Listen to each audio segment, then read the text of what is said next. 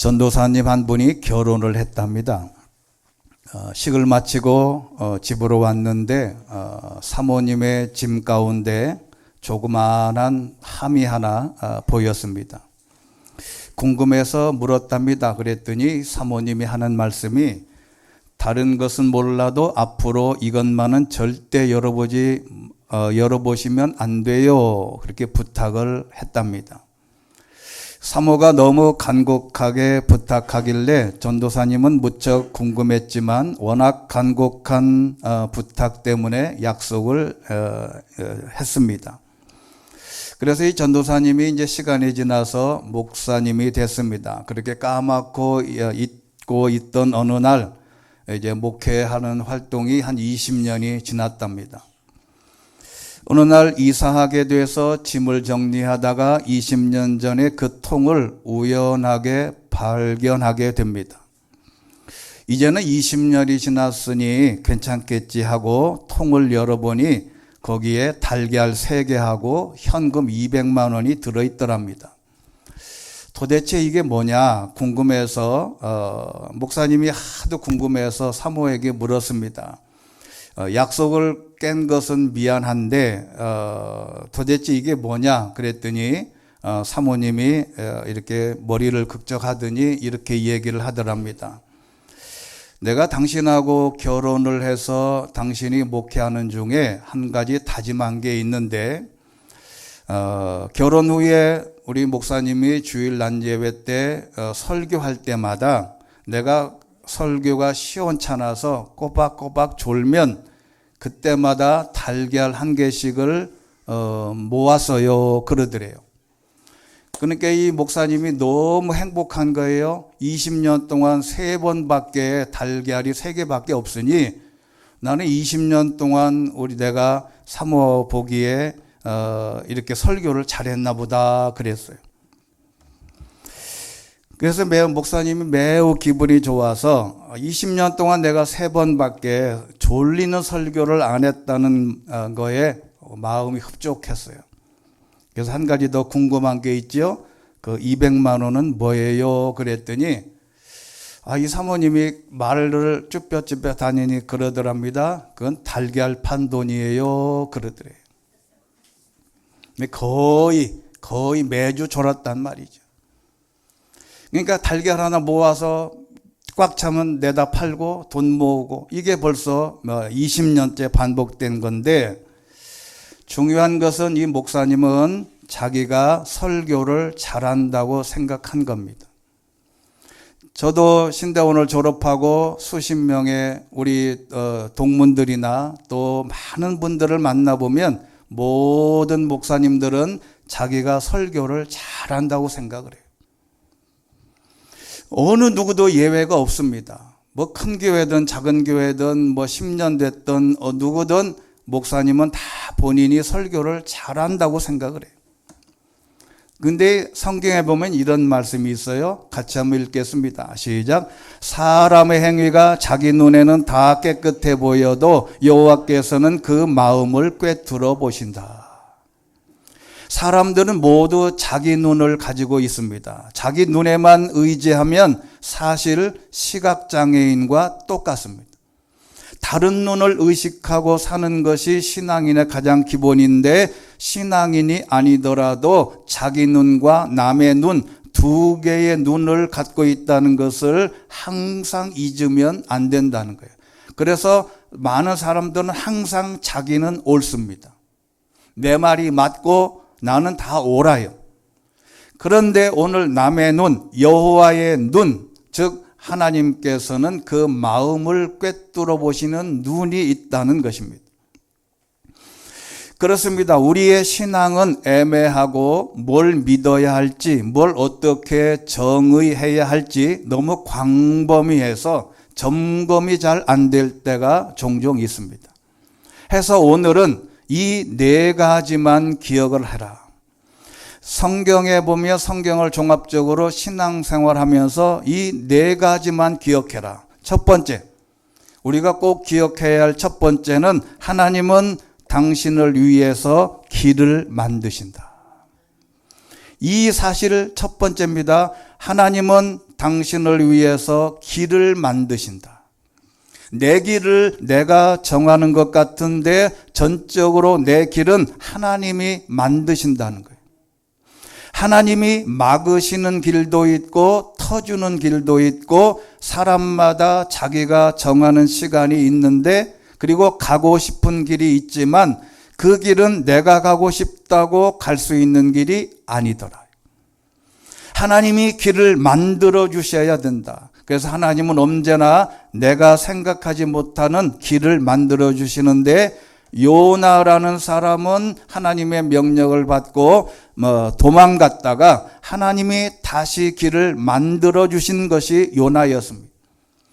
요나는 니느웨로 하나님이 가라 그랬는데 길을 만들어 주셨는데 이 요나는 아닙니다. 나는 다시스로 가렵니다 하다가 실컷 두드려 맞고 고기 뱃속에 들어가서 3일 밤낮을 회개하고 하나님이 길을 다시 니느웨로 보내셨어요. 대표적인 사람이 사도 바울입니다. 사도 바울은 복음 선교의 위대한 선교사였습니다. 그는 로마로 가려고 몇 번이나 작정을 했는데 로마서 로마인들에게 쓴 글에 보면 로마서 1장 13절에 보면 마지막 여러분 가운데서도 열매를 맺기 위해서 여러분에게 몇 번이나 가려고 했으나 지금까지 길이 막혔다. 하나님이 선교하려는 것도 막아버린다. 사도행전 16장 6절 말씀 보면 성령께서 아시아 지방에 말씀을 전하는 것을 막으셨기 때문에 길을 막아 그리고 마지막 예수의 영이 허락하지 않으셨습니다. 내가 길을 정해도 하나님의 길이 아니면 갈 수가 없습니다. 성경은 곳곳에서 그래서 이렇게 말씀합니다. 시편 37편 5절입니다. 시작. 당신의 길을 여호와께 맡기십시오. 또 그분을 신뢰하십시오. 그러면 그분이 이루어 주실 것입니다. 할렐루야. 당신의 길을 여호와께 맡겨라. 왜? 내가 아무리 발버둥 쳐도 하나님이 길을 여시지 않으면 안 된다. 전도서 9장 1절에는 노란 글씨 모두 다 하나님의 손 안에 있으니 우리의 행동, 우리의 자녀, 직장, 우리의 삶의 건강 모두가 다 하나님의 손에 있음을 고백해야 될 줄로 믿습니다. 가장 중요한 것은 우리에게 하나님은 모든 길에서 미리 앞서가셔서 준비해 주시고 예비해 주시는 하나님을 또한 기억을 해야 합니다. 우리가 잘 아시는 본문 출애굽기 13장 21절 시작. 여호와께서는 앞서가시며 낮에는 구름 기둥으로 그 길을 인도하시고 밤에는 불기둥으로 그들에게 빛을 비추어 그들이 밤낮으로 갈 수 있게 해 주셨습니다. 할렐루야. 하나님은 우리의 미래에 아무것도 안 보이지만 앞서가셔서 좋은 길로 앞서가셔서 구름기둥 불기둥으로 길 안내를 해 주신다. 이런 고백은 곳곳에서 있습니다. 느헤미야가 또 이 이스라엘 사람들, 이스라엘 백성들이 광야로 나온 것을 먼 훗날 간증의 모습으로 이렇게 했습니다. 그들은 낮에는 구름기둥으로 길을 인도하시고 밤에는 불기둥으로 갈 길을 비춰 주셨다. 느헤미야의 고백입니다. 느헤미야 9장 19절에 있는 말씀 보면 그 길을 안내했고 밤에는 불기둥으로 그들이 가는 길을 밝히 비추어 주셨다. 여러분, 가장 좋은 길은 하나님이 길을 터줘야 되고 하나님께서 구원의 길을 안내해 주시듯이 우리의 인생길에는 하나님이 우리의 길을 열어주셔야 된다. 그리고 중요한 것, 이렇게 가장 좋은 길은 안내받아서 아름다운 믿음의 삶을 살다가 이제 구원의 길을 여신 것입니다. 제가 신대원 처음에 들어가서 2학년 때 정장복 교수님이라는 분이 우리 설교 학자로서 우리나라의 최초로 학위를 받고 저희들에게 설교학을 가르쳐 주셨어요. 이분이 설교학을 가르쳐 줄 때 우리에게 많은 깨달음을 주고 우리가 설교 예행 연습을 해서 한 시간마다 3명씩 선발해서 그때 당시 비디오를 갖다 놓고 7분씩 3명씩 설교를 하고 7분 설교하고 끝나면 3시간 동안 그 3명에 대해서 가차없이 비판을 해요. 어떤 사람은 이렇게 얘기해요. 당신은 앞으로 설교자의 자격이 없으니 바로 휴학하고 집에 가라고. 그렇게 한 사람들이 너무너무 많아요. 그분이 이제 학교에서 은퇴하시고 한일장신대학 총장으로 8년을 봉직하시고 남양주의 좋은 아파트에서 아름답게 후학을 가르치고 또 SNS도 하고 잘 가르치셨어요. 이분이 나이가 81세가 됐습니다. 그런데 지난 14일 밤에 주변에 있는 산책하러 나가셨다가 쓰러져서 돌아가셨어요. 여러분 81세면 뛰어도 될 만큼 건강한, 우리가 보통 사람들이 이제 그 소식을 듣고 많은 사람들이 소식하기를 어제도 통화했다, 어제도 설교 원고를 받았다, 이런 내용을 했었는데 바로 돌아가셨어요. 여러분, 우리는 행복한 길을 가다가 마지막 구원의 문을 통과해야 되는데 우리는 그 구원의 길이 확실해야 된다.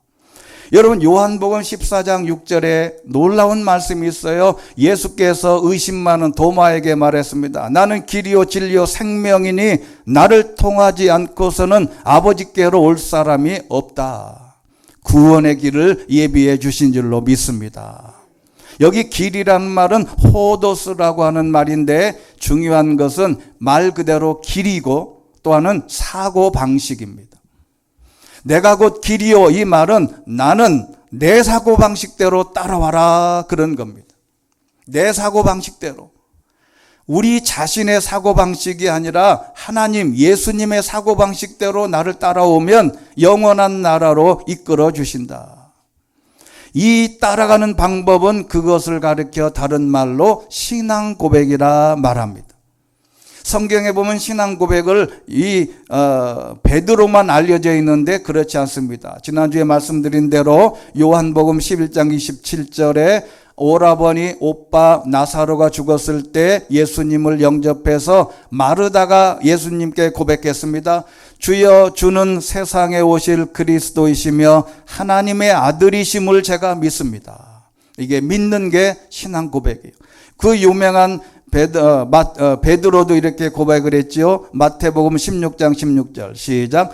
시몬 베드로가 대답했습니다. 주는 그리스도이시며 살아계신 하나님의 아들이십니다. 아멘. 이 신앙 고백이 있으면 우리가 이 땅에 사는 날 동안 하나님이 우리의 길을 예비하시고 인도하시고 앞서가셔서 좋은 길을 터주시다가 죽어서는 마지막 천국길로 안대해 주실 줄로 믿습니다.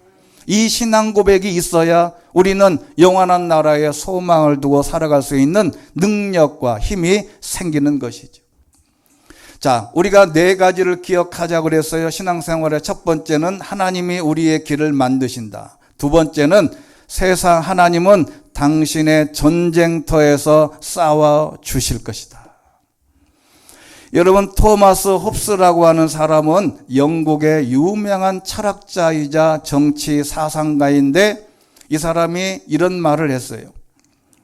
사람은 자기 영향력을 최대한 늘리고 타인의 영향력을 끌어내려는 경향이 있다. 그래서 사람들은 부와 명성을 쌓고 부하 직원을 많이 늘리고 다른 사람의 재산과 시간을 빼앗으려 했는데 이 사람이 홉스라는 사람이 사회계약설이라고 하는 이론을 내세우면서 이런 유명한 말을 했어요. 인간은 인간에 대해서 늑대다. 호모 호미니 루푸스라고 하는 이 라틴어는 이게 아주 유명한 말이에요. 인간은 인간에 대해서 늑대다. 여러분 길을 가다가 요즘에 제일 무서운 게 뭐예요? 제일 무서운 게 사람이에요. 여러분 요즘에는 뭐 동물이나 이런 것도 총이 있고 여러 가지가 다 있어서 웬만한 동물들은 안 무서워해도 돼요. 근데 누가 무서워요? 사람이 무서운 거예요. 사람이 제일 무서워요. 여러분 그래서 인간 사회는 늑대 소굴입니다. 인간은 타인과 대등한 관계를 유지하려고 하지 않아요. 어떻게 하든 지배하고 빼앗으려고 하고 죽이려고 그래요. 폭력과 전쟁을 통해서라도 남의 것을 빼앗으려고 하는데 문제는 거룩한 주의 백성들이 이런 마인드로 세상에 살려니까 얼마나 힘들어요. 여러분 어릴 때부터 어린아이들에게 교육하기를 착하게 살아라. 남의 해코지 하지 마라. 너 하나님의 말씀대로 순종하며 살아. 얼마나 많이 가르쳐가지고 어린아이들이 클 때마다 학교 가면 중학들어 한 대 패고 싶은데 패지 마라. 그러니 이렇게 살아왔던 사람들이 한마디로 전쟁터에 내보내면 어떻게 살 수 있냐. 근데 하나님이 비밀을 알려주셨어요. 아무리 싸울 능력이 있어도 기술이 있어도 하나님이 대신 싸워주는 게 있는데 신명기 3장 22절입니다. 그들을 두려워하지 말라. 내 하나님 여호와께서 친히 너를 위해 싸우실 거다. 이 말이 너무너무 마음에 와 닿아야 돼. 느헤미야 4장 20절 말씀, 여러분은 어디 있든지 나팔 소리를 들으면 우리 쪽으로 집결하시오. 우리 하나님께서 우리를 위해 싸우실 거다. 우리는 하나님의 말씀을 믿어야 돼. 그래서 출애굽기 14장 14절 같이 읽겠습니다. 시작. 여호와께서 너희를 위하여 싸우시리니 너희는 가만히 있을지니라. 아멘. 여기 가만히라는 말이 기가 막힌 말이에요. 하라쉬라고 하는 이 말은 침묵하다 이 말인데 더 중요한 게 뭐냐면 언어 능력을 상실하고 말을 못하는 거예요. 여러분 싸움에서 제일 잘 싸워야 되는 게 뭐래요? 말입니다. 말로 싸워야 돼.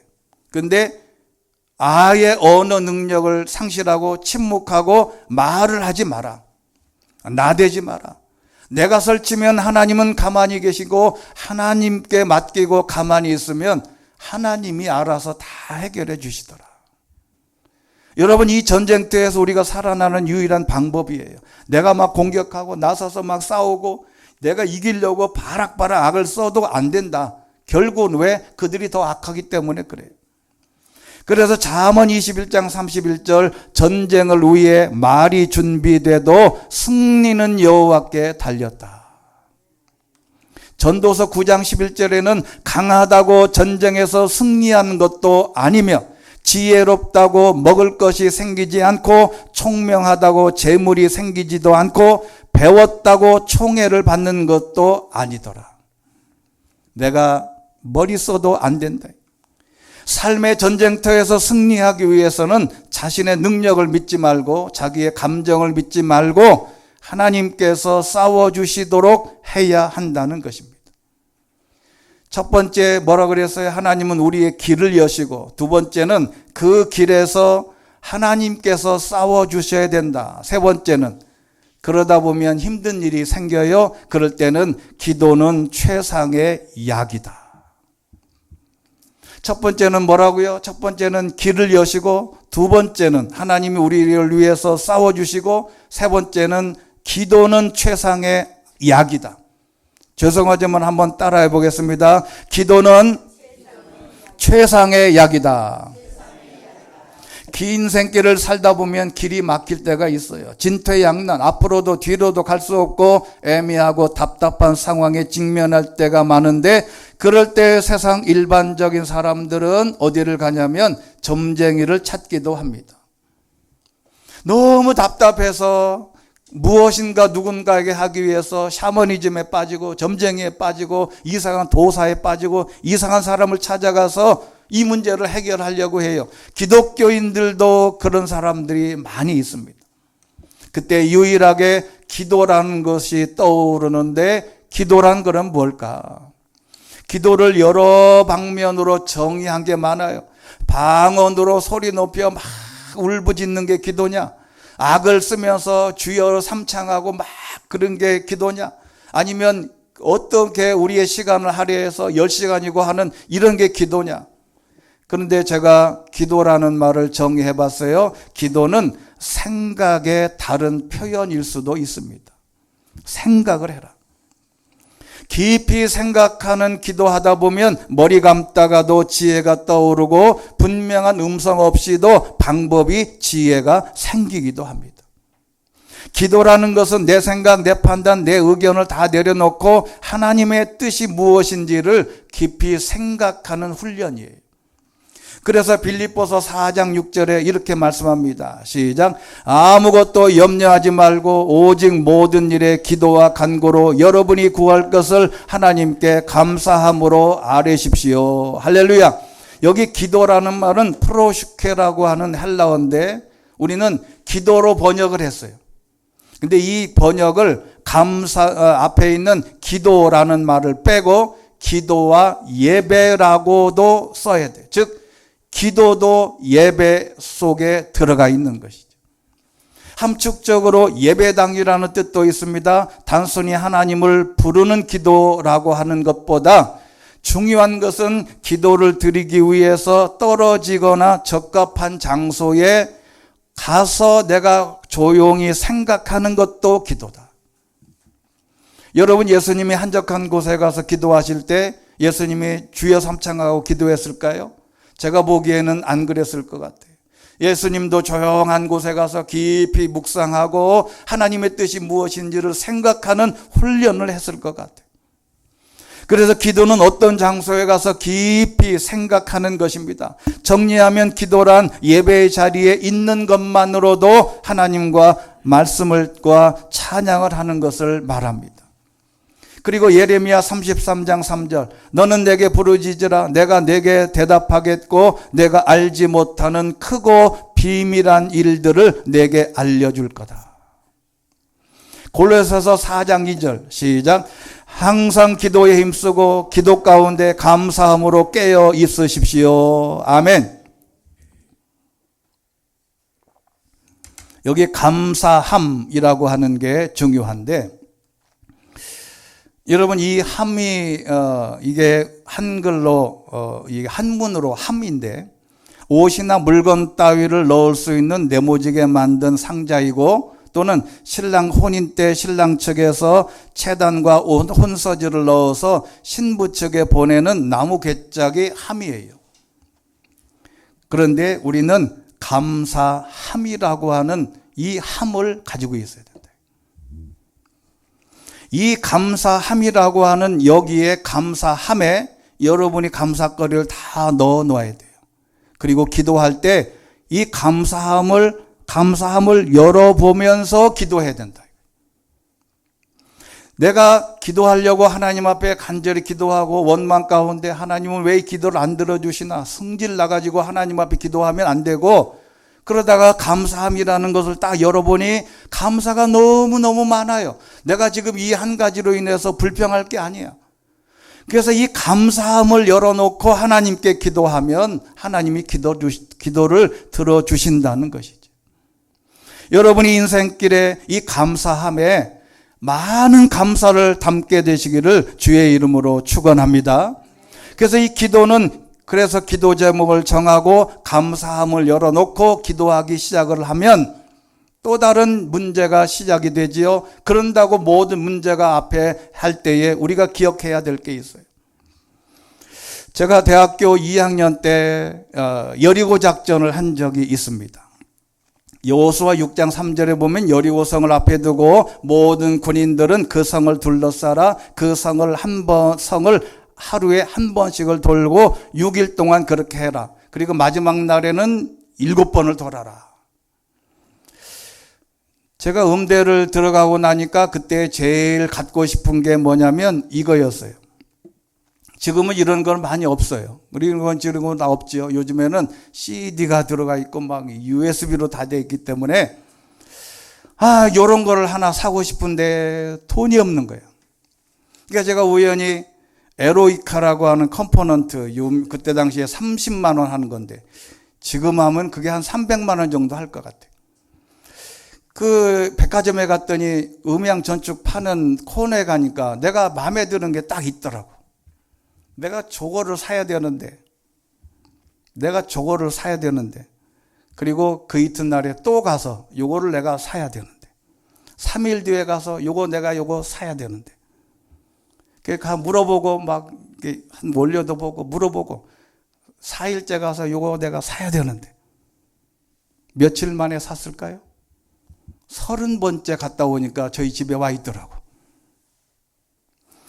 여러분, 이게 뭐냐면 이게 시뮬레이션이라는 거예요. 어떤 사실에 대해서 아직 이루어져 있지 않지만 그것이 우리 집에 들어왔을 때, 그것이 이루어졌을 때 나는 어떻게 할 것인지를 미리 다 계산을 해보는 거지.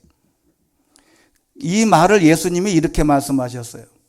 내가 너희에게 말한다. 무엇이든지 너희가 기도하고 간구하는 것은 이미 받은 줄로 믿어라. 이 말은 받은 줄로 믿고 시뮬레이션 하라는 거예요. 하나님이 나에게 건강 주시면 그 건강을 통해서 내가 어떻게 할 건가를 미리 시뮬레이션해서 그대로 해보는 거지. 그래서 기도는 감사함을 열어놓고 기도하고 받은 줄로 믿고 기도하면 하나님이 반드시 응답하시더라. 4가지 기억하라 그랬어요. 첫 번째, 하나님은 길을 만드시고, 두 번째는 전쟁터에서 하나님이 싸워주시고, 세 번째는 기도가 최상의 약이다. 그 다음에 마지막 4번째가 중요해요. 마지막에는 타이밍입니다. 하나님의 타이밍을 믿어라. 불교에서 아주 긴 시간을 겁이라고 합니다. 이 겁을 설명할 때 희한해요. 잘 들어보세요. 이 겁이라는 시간이 너무 긴 시간인데 얼마만큼 긴 시간이냐? 하늘에서 선녀가 천년에 한 번 땅에 내려와서 집채만한 큰 바위를 선녀가 내려와서 자기가 입은 옷깃으로 한 번 싹 스치고 올라갑니다. 그렇게 해서 집채만한 바위가 다 닳아 없어지는데 걸리는 시간이 겁이에요. 여러분 이게 생각하면 머리 쥐나요? 생각하지 마세요. 1000년에 한 번씩 선녀가 내려와서 집채만한 바위를 싹 하고 올라갔는데 이게 얼마나 많이 이걸 해야 닳겠어요. 그 많은 시간이 겁이에요. 그리고 찰나라는 시간은 75분의 1초 또는 0.013초에 해당하는 눈 깜빡할 시간이 찰나입니다. 근데 이 모든 시간이 크로노스라고 하는 우리가 알고 있는 그냥 시간이에요. 지금 11시 54분 이게 크로노스입니다. 그런데 성경에는 또 다른 시간의 개념이 있는데 불교에는 없는, 우리나라에도 없는 시간 개념이 카이로스입니다. 이 카이로스는 하나님의 시간입니다. 하나님이 정하신 때라는 거예요. 우리가 아무리 길 위에서 하나님이 안내하시고 우리가 전쟁터에서 하나님이 싸워주시고 그리고 우리가 열심히 기도해도 모든 것은 언제 이루어지냐면 하나님의 때 카이로스의 시간에 이루어진다. 그런데 이 카이로스는 누가 주관하고 계시냐? 이미 예수님이 사도행전 1장 7절에 제자 누가가 이렇게 예수님의 말씀을 인용하셨어요. 시작. 예수께서 그들에게 말씀하셨다. 그날과 그때는 아버지께서 자신의 권세로 정하셨으니 너희가 알 것이 아니다. 할렐루야. 여기 그날은 크로노스입니다. 일반적인 시간이에요. 그때는 카이로스예요. 하나님이 정하신 시간. 이 모든 것은 아버지께서 자신의 권세로 정하셨다. 여기 권세라는 말은 영향력, 다스림과 통치할 능력입니다. 하나님이 그 날과 그때 크로노스, 카이로스, 지금 현재의 시간이나 하나님의 시간이나 하나님이 갖고 계신다는 것이죠. 그래서 모든 시간의 주관자는 하나님이시라는 것을 신뢰하고 언젠가는 하나님의 때에 내 기도의 소원과 모든 것이 이루어진 줄로 믿고 신뢰하라는 것입니다. 그래서 오늘에 있는 말씀 전도서 3장 1절입니다. 모든 것에는 시기가 있고 하늘 아래 모든 일에는 목적에 따라 때가 있으니 여기도 똑같습니다. 기한이라고 하는 말은 제만이라고 하는 히브리어인데 이게 정한 때, 정해진 시간, 카이로스입니다. 그리고 때는 지금 시간인데 이게 한마디로 말하면 때라고 하는 것은 크로노스고 그 다음에 기한이라고 하는 것은 카이로스예요. 그러니 전도서에 보면 이 솔로몬이 인생을 살고 보니까 모두 가다가 때가 있는데 그것도 하나님의 때, 인간의 때가 있는데 그 다음에 타이밍에 모든 존재를 뭐라고 표현했냐면 태어날 때, 죽을 때, 심을 때, 뿌리채 뽑힐 때 등등등등 이런 때가 다 있더라. 이런 때가 다 있는데 11절이 중요합니다. 왜 솔로몬이 이 말을 했겠어요? 같이 한번 읽겠습니다. 시작. 하나님은 모든 것에 그분의 때에 아름답게 만드시고 사람들의 마음속에 영원을 사모하는 마음을 주셨다. 그러나 하나님께서 하시는 일의 처음과 끝을 다 알지는 못하게 하셨다. 하나님은 우리가 그 시간을 다 몰라요. 10분 후에 어떻게 될지, 이틀 이후에 어떻게 될지, 10년 후에 어떻게 될지 아무도 몰라요. 왜?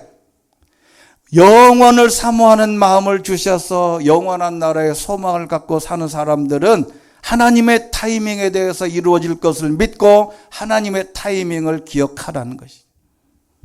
타이밍이 오기 전까지 우리는 그래서 인내하며 기다려야 됩니다. 갈라디아서 6장 9절입니다. 시작. 선한 일을 하다가 낙심하지 맙시다. 포기하지 않으면 때가 이르면 거두게 될 것입니다. 아멘. 여기 포기하지 않으면 때가 이르면, 여기 때는 카이로스겠습니까? 크로노스겠습니까?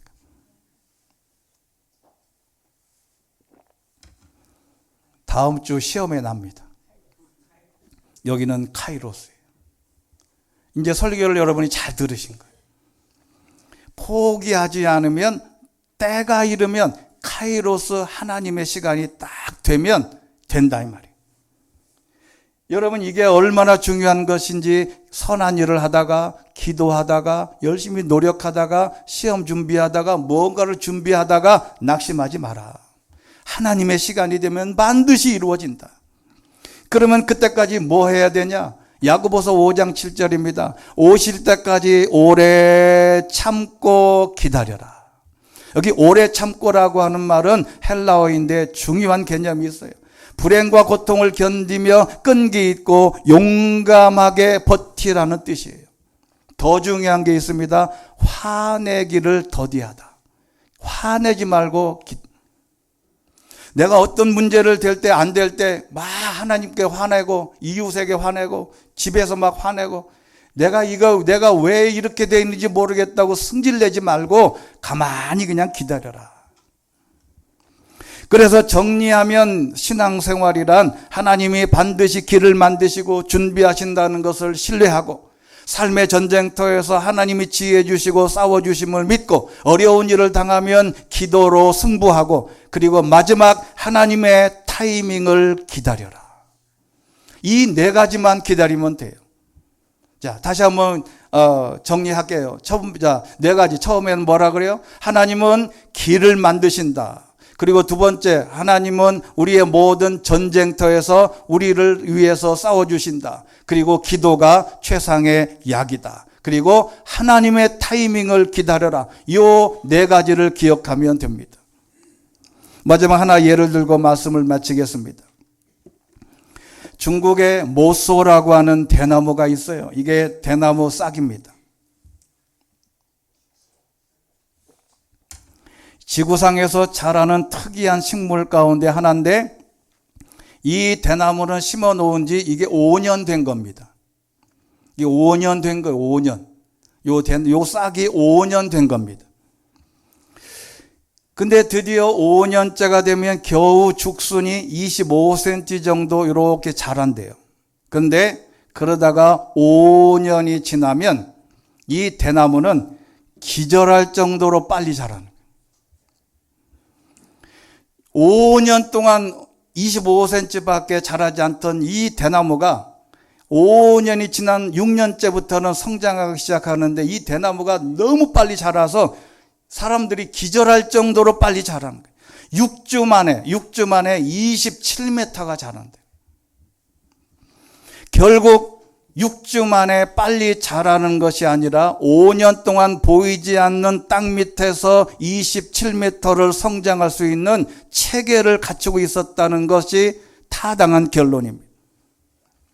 눈에 보이는 성장만을 추구하는 시대이다 보니까 느리게 성장하거나 기도하다가 이루어지지 않거나 바로 응답이 안 오면 승질내고 화내고 우리의 인생을, 우리의 신앙을 포기하려는 위기감에 있는 때도 있지만 우리가 말하는 신앙도 인생도 마찬가지입니다. 모소라고 하는 대나무를 볼 때 우리는 아직 땅 밑에서 성장을 준비하는 과정에 있다고 생각하면 됩니다. 내가 5년 동안 기도했는데 모소대나무 25cm밖에 자라지 않듯이 기도의 열매가 없어요. 뭔가가 이루어지지 않아요. 뭔가 눈에 보이질 않아. 그러나 하나님은 그 시간이 타이밍이 딱 되면 하나님의 타이밍에 놀라운 하나님의 축복의 은혜가 열리게 되는 줄로 믿습니다. 여러분 이것을 꼭 기억을 해야 돼요. 그래서 신앙생활에는 4가지를 기억을 해라. 그래서 앞에 있는 노란 글씨로 읽어보면 길전기타입니다. 길, 전쟁터, 기도, 타이밍 이 4가지만 기억해라. 하나님은 길을 예비하시고 인도하시고 천국까지 길을 닦아 놓으셨습니다.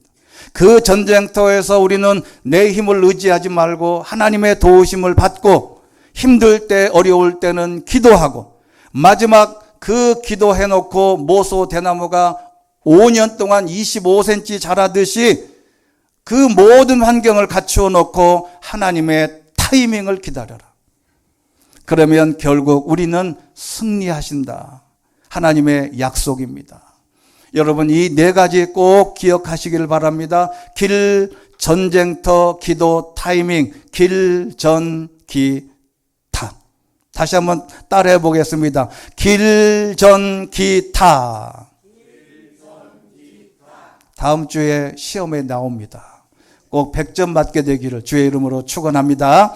자비로우신 하나님 아버지, 우리가 신앙생활할 때 너무 광범위할 때가 많습니다. 그러나 하나님은 우리에게 길을 만들어 주시고 길을 안내하시고 더 좋은 길로 인도해 주시고 또한 구원의 길로 우리에게 천국 가는 곳까지 안내해 주시고 그 과정 속에서 그 전쟁터에서 싸울 때 하나님이 우리를 위하여 대신 싸워 주시며 우리가 힘들고 어려울 때마다 기도를 통하여 하나님의 뜻을 깨닫게 하시고 그리고 하나님의 타이밍을 기다려 하나님이 주시는 놀라운 비전과 꿈들을 이루어가 이 땅에 사는 날 동안 하나님이 주신 분복과 복과 은혜를 누리는 저희들 되게 하여 주시옵소서. 예수 그리스도 이름으로 기도드리옵나이다. 아멘.